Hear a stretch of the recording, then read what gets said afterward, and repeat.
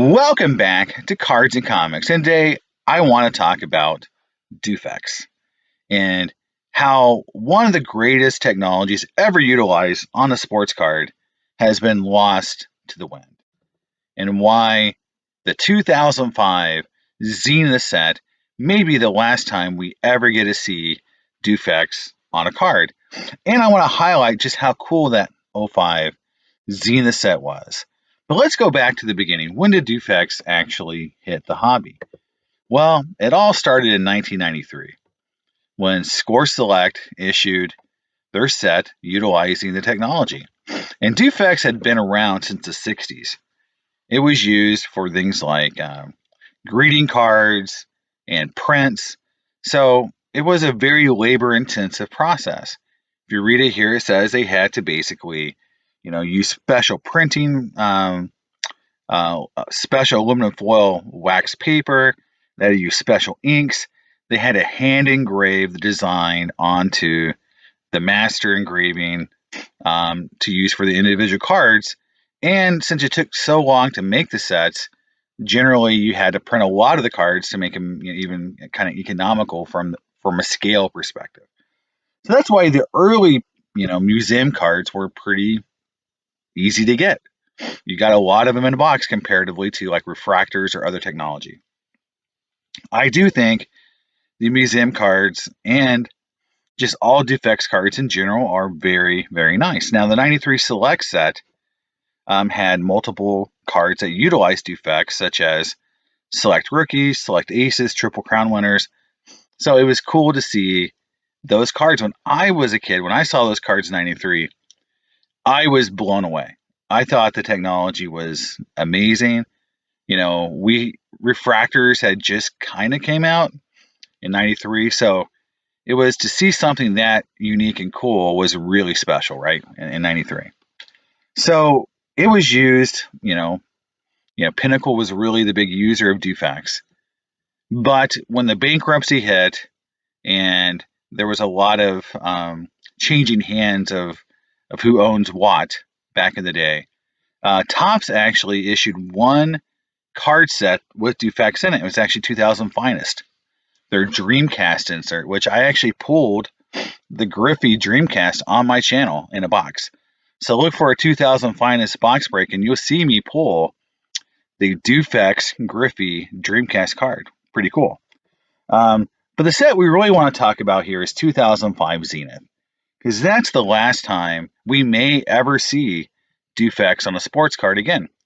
Because again, after all the playoff bankruptcy and selling off, and just the collapse of the market, where you've got now a monopoly with Panini, Topps, basically. I'm not sure we're ever going to see this technology brought back.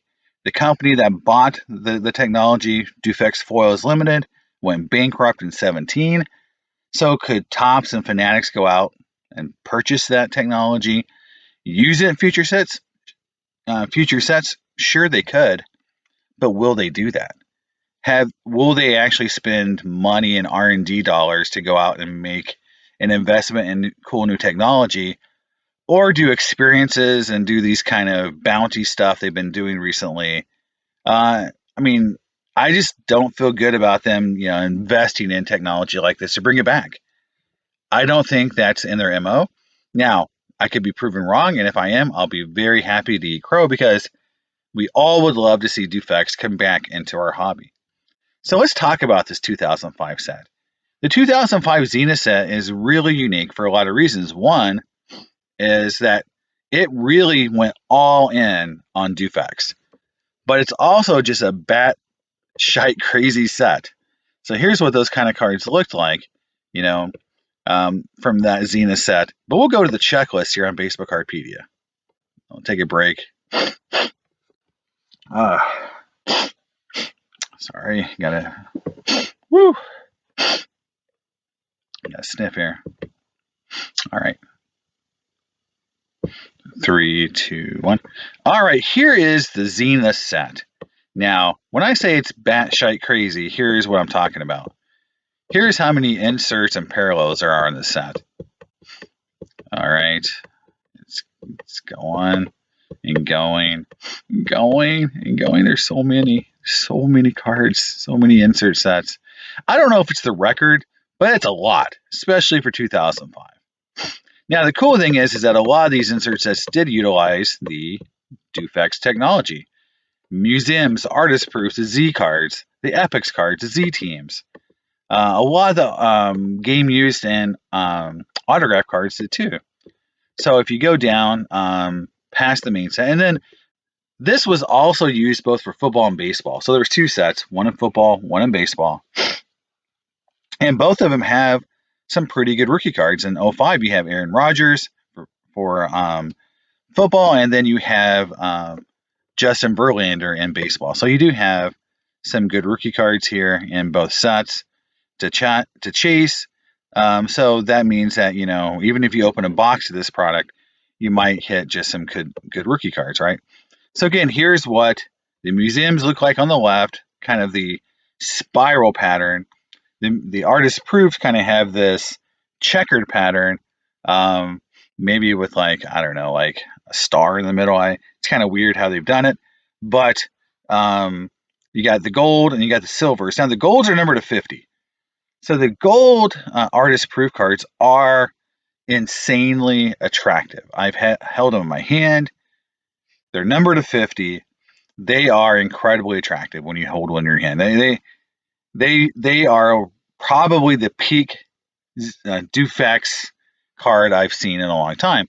Now, there's other really amazing Dufex cards out there, but they really did a great job with these cards.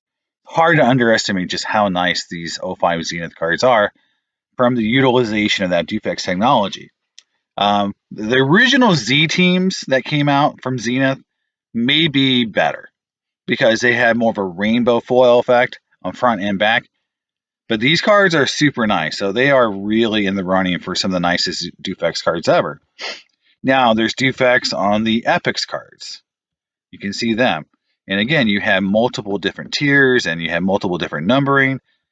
And you can see here, you've got all the way down to Black Moments number to 25.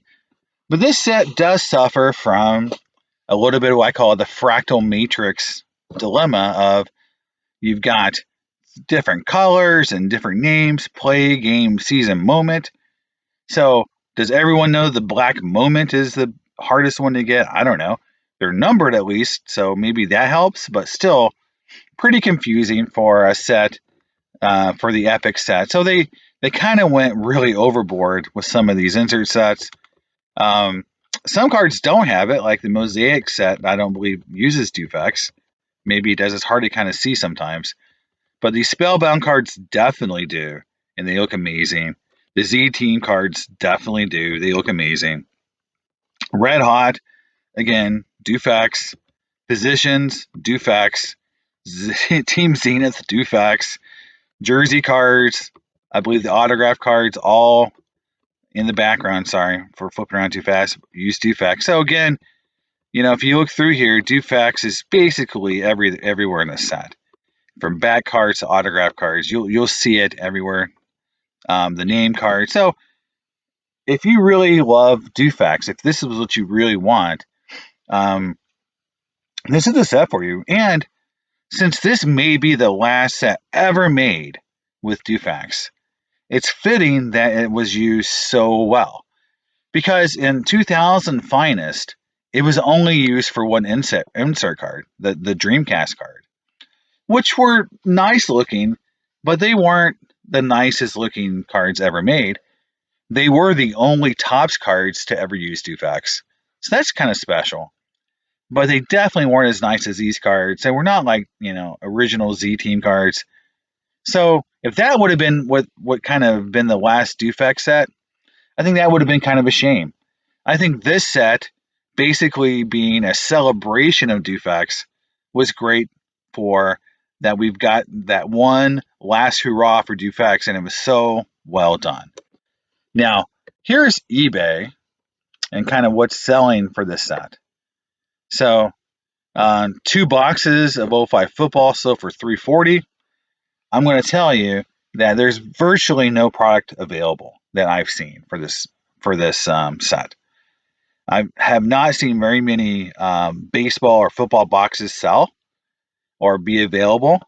And I think that's maybe because there is rookie cards in the set, but also it's just such a great set and it had so many different inserts and hits that it was kind of a lot of fun to open. And I think people just kind of opened it. And I think the set was also limited because, if I'm not mistaken, and this was the last Zenith set for a long time until it kind of came back later on, much later. But you can see there's Tom Brady, aerial assault cards, and this card does have Zenith on it. Or sorry, does have Dufex on it. So I'll just kind of scroll through here and get you an idea of what some of these prices are. But again, you see that regular Jessamine Verlander card does not use Dufex. But then you see those Spellbound Brady's do use it that are game jersey cards. And you see a lot of reasonable prices. But here is a silver artist proof PSA 10 Jeter for $135. Pretty reasonable, in my opinion, for a card that's really, really nice. But here is what's cool is here's a Griffey gold for $123, number to 50. And again, we talked about the difference between 90s and 2000s cards. This is one of those exceptions where I do believe this set gives a lot of the 90s sets a run for the money. This set is super nice. If this Griffey would have been in a Mariners uniform, let's say this Zenith set was issued in 99 or 2000 with Griffey as a Mariner, that card would be worth hundreds of dollars, maybe even $1,000 or thousands of dollars, right? So that just shows you how 2 or 3 years in a different uniform make this card basically a pretty cheap, cool looking insert to buy of Griffey versus an epic card worth a lot of money, right? There's another one for 112. So again, here is a box. Now this is retail, not hobby. So you definitely got a lot less hits in retail, but $88 for a shot at some cool Dufex cards, $73. But again, right now there's very little for sale, and the one box for sale is pretty expensive. But here's a silver Brady artist proof for $80. So again, and here's that mosaic card, and I guess you can see it that actually does have Dufex on it. But here is like autographs. Here is the Frank Gore auto, and you can clearly see the background is Dufex. So I think it's just one of those things where, there's Zach Greinke's got a rookie in here. Here is a artist proof number to 50, for less than $60 probably. So in the end, I think it's I did talk about how the 90s sets are so much more nostalgic and thought of as better than cards from the 2000s. But there are a lot of gem 2000 sets out there, like this Zenith set. And to me, this is one you could pick off a lot of great cards in this set pretty cheap, and they're going to look great. But the cool thing about it is this is, again, the last stand for Dufex. And if it never comes back, these will be the last cards we kind of remember this technology for. And it's a very fitting finale for that kind of technology. And it's a great set. So I encourage anyone who is out looking for cool cards in the wild, trolling on eBay looking for cool inserts from, just cool inserts. Try this set out, see what you think. Let me know in the comments if you've got any of this product. And I'll see you next time on Cards and Comics. Bye.